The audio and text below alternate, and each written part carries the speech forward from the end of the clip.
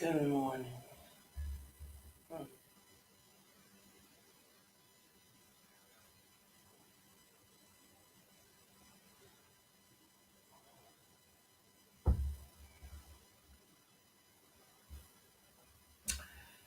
Good morning, everyone. Luciana Turner, bringing you this morning installment of the Contractor's Chatter. How are you doing? You know how we work hard. As you enter the room, just drop a hello so I can know that you're here. If you're catching this by the replay, hashtag replay. Oh, wow. There's a little bit going on. There's some major things on the horizon that I want to talk about. This morning, I'm going to focus on the FY 2022 budget. So, come in the room. If you find this content valuable, you think there's somebody else who might find it interesting, go ahead and share it. Now, click the share button. If you're watching this on YouTube, subscribe. I have a master class coming up December 11th, and that will be broadcast strictly to YouTube. So, one, two, well, I'm gonna have a registration page going up. But if you were to subscribe to my YouTube channel, you get to notice anytime I go live.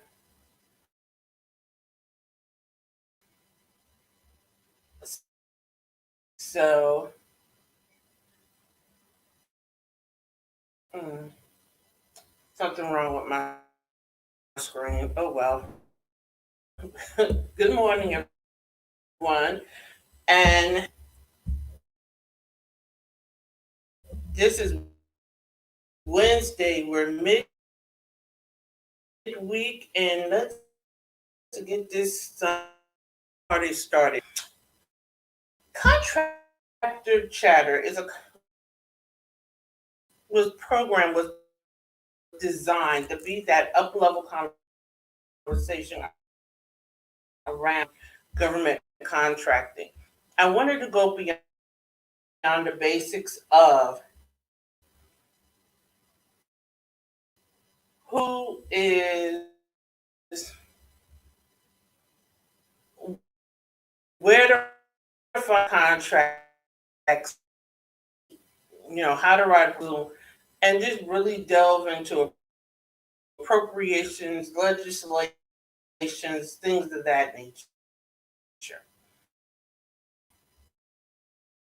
So that's the purpose of this program. I'm your host, Luciana Turner.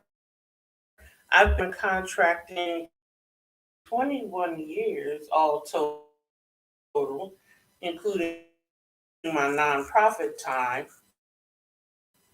And I just wanted to share my industry experience with you and my knowledge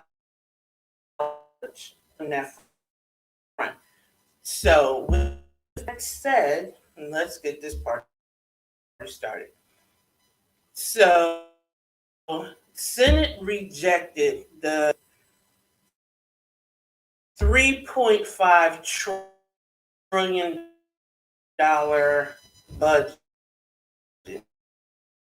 Not We the conservatives we're going to say no to the budget. Um, what is going to happen is they bounce me back to the house and say the fat. So if you're having a problem viewing this on Facebook, I also go live on Instagram at LT&A Consulting Group LLC, and I go live on YouTube at LT&A Contractors Conversation. So if you're having problems on Facebook, you have an alternative there. But I digress. Um, so the way it looks is they're going to cut the budget down from 3.5 trillion to 2 trillion. Now, what Nancy Pelosi is saying, that is not going to affect programs. They're not going to cut programs, but instead of funding programs for 10 years, some programs are only going to be funded for 2 or 3 years. Here's the deal. When you're in government contracting, I want you to understand they can pass all these 10 years initiatives all they want. It is up to the incoming administration whether these programs continue to be funded. Joe President Biden, through executive order, just cut the 10-year funding President Trump enacted to the HBCUs and made it so it has to be year by year. So whereas President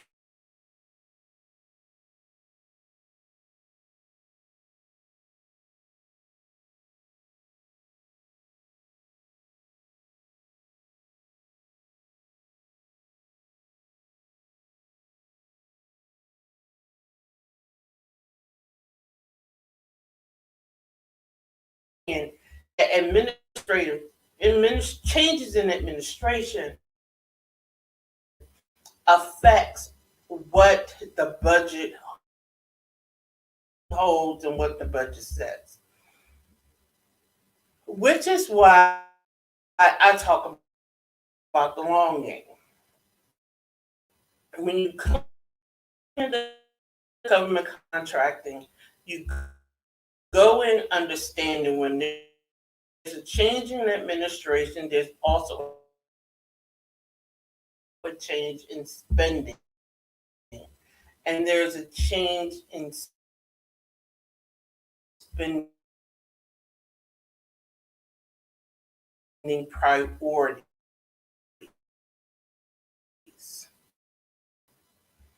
If you have a question, drop it in the chat box, and I can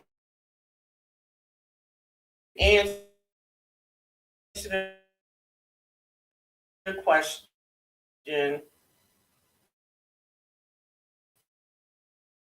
Depending on what your question is, I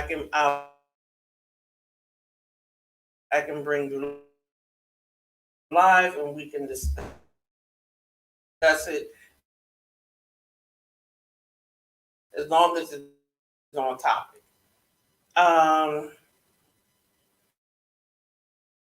but back to the point.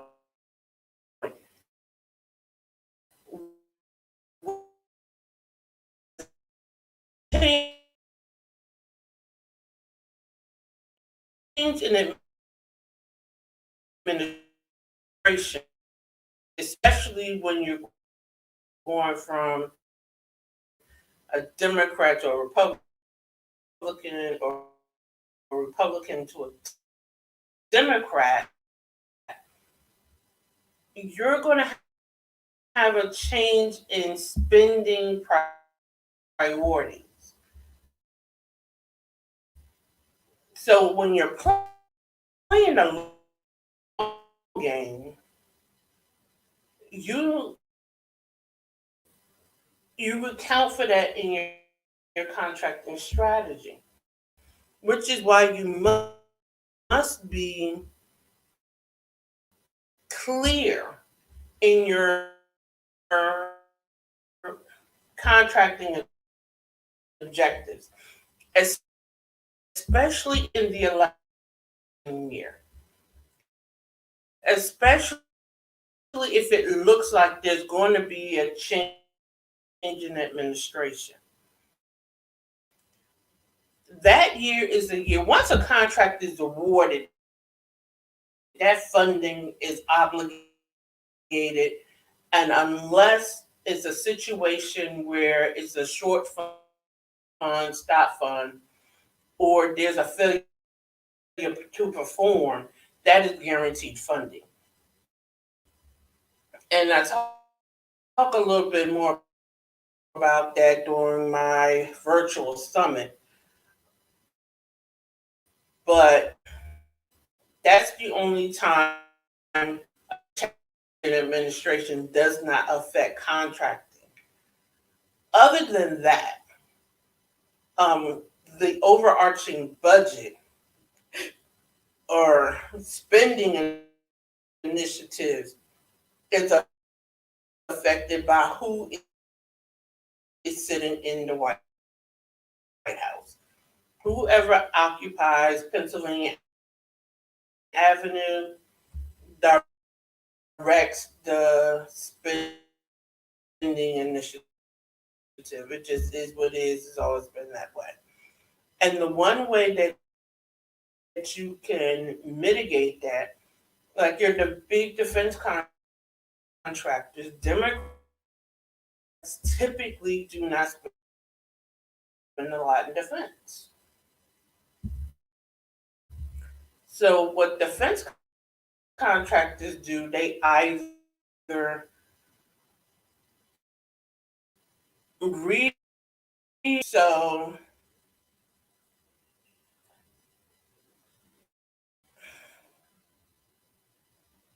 but if you cannot take advantage of that if you do not have a contracting strategy, which is emphasized, you have to play the long game when it comes to government contracting. It just is what it is. And, there's no two ways about it.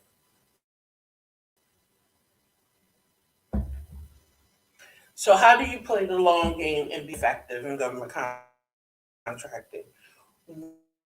One, you have to prepare a plan.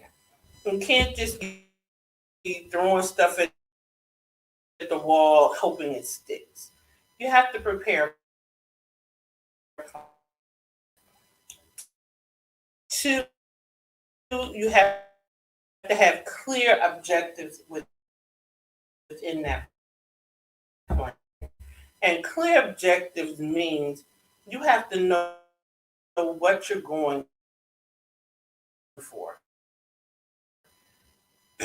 And far too often, when I talk to contractors, they love to spew industry jargon, but they really do not tell you or are unable to really communicate exactly what it is they do for their government client.